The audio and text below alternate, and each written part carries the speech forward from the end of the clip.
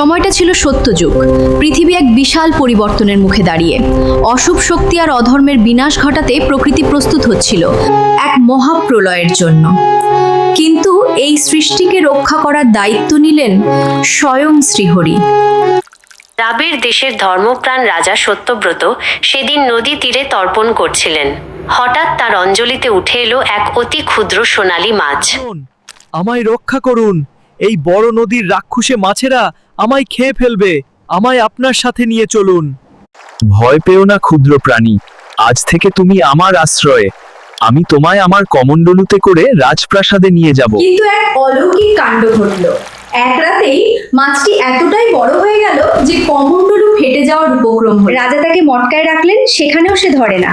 শেষে বিশাল সরোবরে দেওয়া হলো, কিন্তু কয়েক মুহূর্তেই মাছটি পুরো সরোবর জুড়ে বিস্তৃত হয়ে গেল। প্রভু, আপনি কে? এক রাতে আপনি যোজন যোজন বিস্তৃত হয়ে গেলেন। আপনি কি স্বয়ং নারায়ণ? আমায় দর্শন দিন প্রভু। রাজন, তুমি ঠিকই চিনেছ। আজ থেকে ঠিক 7 দিনের মাথায় ধরণী মহাপ্রলয়ের তলায় তলিয়ে যাবে। আকাশ ভেঙে বৃষ্টি নামবে আর সমুদ্রের ঢেউ গ্রাস করবে এই জগৎকে। শোনো রাজন, তুমি একটি বিশাল নৌকা তৈরি করো। তাতে পৃথিবীর সমস্ত ঔষধি শস্যের বীজ এবং প্রতিটি প্রাণীর এক একটি জোড়াকে স্থান দাও। 7 দিন পর আকাশ ভেঙে বৃষ্টি নামলো, চারপাশ জলে প্লাবিত হলো।